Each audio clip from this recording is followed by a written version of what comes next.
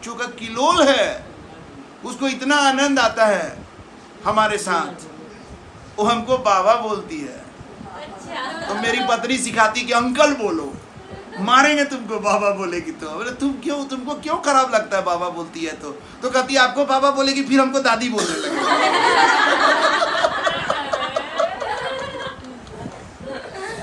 तो हम बोले कि तुम उसको अंकल मत सिखाओ, हमको बाबा बोलने दो, अपने लिए आंटी सिखा दो। तो ऐसे करती है, तो ये किलोल है।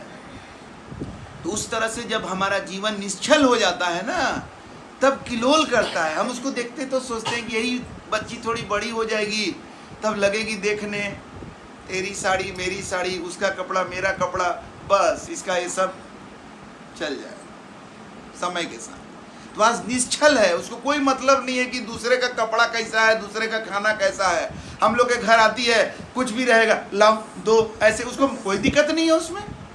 तो आज उसका जीवन वैसा है। तो हम लोग भी उस तरह से निश्चल, निर्मल, निर्विकार बन करके किलोल करेंगे जिंदगी में। यही जीवन जो है, जीवन की सफलता यही है। तो ये एक दिन में नहीं होने वाला है, इसके लिए आपको हर सत्संग में आना होगा। तो सत्संग में जब आप आने लगते हैं तो समय के साथ आप में जो परिवर्तन आता है वो आपके चेहरे पर, आपके हाव भाव में, सब में दिखने लगता है। और जब आप फिर लगता है कि अब तो हम पहुंच गए, फिर आप सत्संग छोड़ने लगते हैं, वो भी दिखने लग जाता है। अभी देखिए अमृता जी की बेटी आई इतना दिन के बाद, वो कितना भी बोलने पर बंदगी नहीं की। यही लड़की पहले आती थी तो बंदगी करती थी, क्या कि उसका सत्संग में आकर के उसका वैसा होते जा रहा था बदलाव। अभी कुछ दिन नहीं हुआ ऐसे हो गया। वो क्या हो रहा है, अभिमान फिर उसका प्रकट हो गया। सत्संग में आने से हमारा जीवन बदलता है, लेकिन एक बार आने से बदल जाएगा, कौवा से हंस बन जाएंगे, ऐसा कोई जादू नहीं है। तब तो कोई भी चला आता है। चारों तरफ इतना न विकार फैला हुआ है कि ये दिन आके आप नहा लिए, आप फिर आप जी, जैसे घर में हर दिन झाड़ू पोछा लगाते हैं, देह में हर दिन स्नान करते हैं, वैसे मन का स्नान कम से कम सप्ताह में एक दिन एक जगह से सिस्टम में कर लीजिए। बाकी दिन के लिए आपस में फोन पर बातचीत करके, मिलने जुलने में जहाँ रहिए वहाँ सत्संग करते रहिए ना। लेकिन एक दिन तो फुल व्यवस्था होना चाहिए बढ़िया स्नान का। एक दिन तो गुरु दरिया में स्नान करिए, तब देखिए जीवन कैसे बदलता है।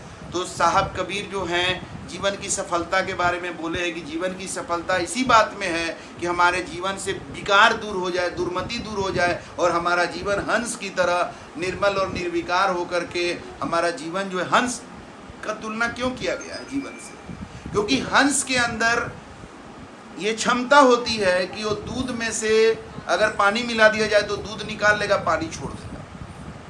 तो जब सत्संग में आने से क्या होगा कि हमारा विवेक जब जग जाता है तो अपने जीवन में से विकार को हम देख पाते हैं, और तब हम विकारों को अपने जीवन से अलग करके जो सद्गुण है उसको हम अपने जीवन में धारण करके अपने जीवन को, वही जीवन को हंस का जीवन करते हैं। उसी जीवन में दुर्मति दूर हो जाता है और तब हमारा जीवन यही सफलता है। और उस तरह का जब जीवन हमारा हो जाता है तो उसी जीवन को सत्य में जीवन कहते हैं। जीवन में जो है वो सत्य है, उसी जीवन को परमात्मा में जीवन कहते हैं, और वही जीवन को मुक्त जीवन कहते हैं। क्योंकि हंस जब बन जाएंगे तो हंस जो है ताल तलैया क्यों डोले।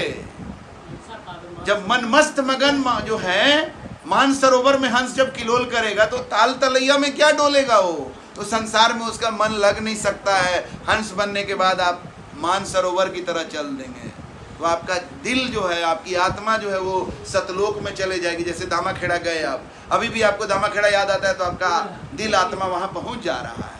यही तो सतलोक है, इसी को याद रखना है। इसी के लिए बार बार दामाखेड़ा जाना है ताकि शरीर कभी छूट जाए तो हमारी आत्मा को तो दामाखेड़ा पता होना चाहिए, तो सटाक से वहाँ चला जाएगा, मान सरोवर में किलोल करेगा वहाँ जाके। जो लोग गए सही भाव से उन लोग वहाँ किलोल करके आए।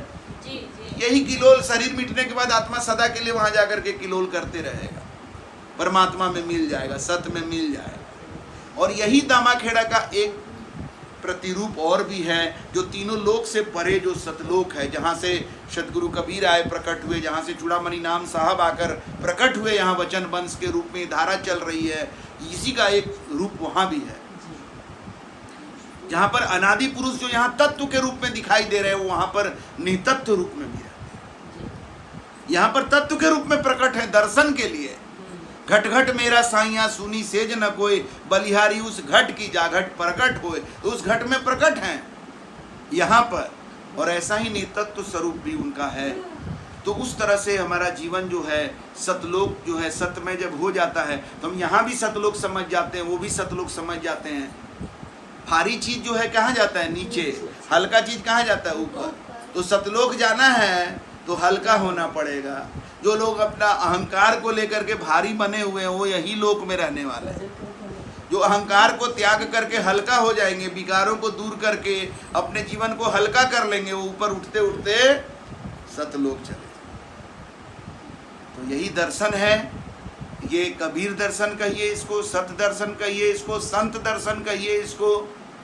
यही धर्म है का असली मर्म है। ये धर्म परिवर्तन नहीं है। ये धर्म के मर्म को समझना और उसको धारण करना है। सारे मानव का एक ही धर्म है। दया है, क्षमा है, परोपकार है, सहनशीलता है, प्रेम है, सच्चाई है। यही सारे मानव का धर्म है। इसी को सत धर्म कहते हैं, इसी को कबीर धर्म कहते हैं। इसको जो नाम देना हो आप नाम दे दीजिए, लेकिन ये बंटवारा नहीं करता, ये सबके लिए समान है। तो हम लोगों का धर्म क्या है जान गए ना? कबीर पंथ हम लोग का धर्म नहीं है। कबीर पंथी धर्म के हम लोग नहीं हैं। हम लोग का धर्म है दया, क्षमा, परोपकार, सहनशीलता, सत्य, प्रेम, गुरु भक्ति। यही सब हम लोग का धर्म है, जो हर मानव का धर्म है। तो अब से आप लोग समझ गए ना इस बात को? क्योंकि आप नहीं समझेंगे तो कोई थोड़ा सा कुछ बोल देगा कि आप लोग जो सत्संग में जाते हैं तो आप लोग ये करते हैं, वो करते हैं, तो फिर आप गड़बड़ा जाएंगे। तो आपके पास इसका सही आंसर होना चाहिए कि हम लोग वास्तव में धर्म के मर्म को समझकर धर्म का पालन करते हैं। ये कोई भी कर सकता है, किसी को भी करना चाहिए। इसके लिए कबीरपंथी बनने का जरूरत नहीं है, चलने का जरूरत है। आज बहुत सारे लोग कबीर पंथ में कंठी ले लिए हैं, कबीरपंथी बन तो गए हैं, लेकिन वो चलते नहीं हैं। और जो चलता नहीं है वो पहुंचेगा नहीं।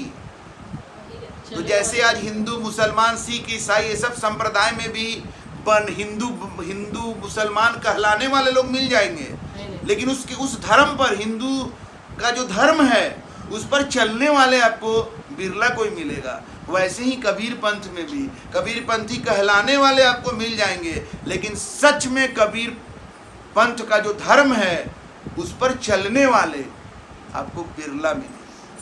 तो आप सबों को वैसा बनना है ना? सच्चा कबीरपंथी बनना है ना? तो अपने को दृढ़ करिए, अपने भक्ति को दृढ़ करिए और हर सत्संग में आइए। और केवल संडे को नहीं सत्संग करिए, हर दिन अपने जीवन में सत्संग में बिताइए। कर से कार्य करो विधि नाना, ध्यान रखो जहाँ कृपा निधाना। परमात्मा के नाम में अपना ध्यान लगाए रखिए, सुमिरन करते रहिए, काम करते रहिए। और जब जहाँ मौका मिले लोगों से परमात्मा की महिमा की, गुरु की महिमा की, जीवन का महिमा का चर्चा करते रहिए, सत्य का चर्चा करते रहिए। और संडे के दिन समय से यहाँ पर आया करिए। आपका इंतजार गुरु कर रहे ये अच्छी बात नहीं है, आप गुरु का इंतजार करें, ये शायद ज़्यादा अच्छा होगा जी। तो चलिए, बहुत अच्छी बात है, बहुत अच्छा लगा बातचीत करके। साहिब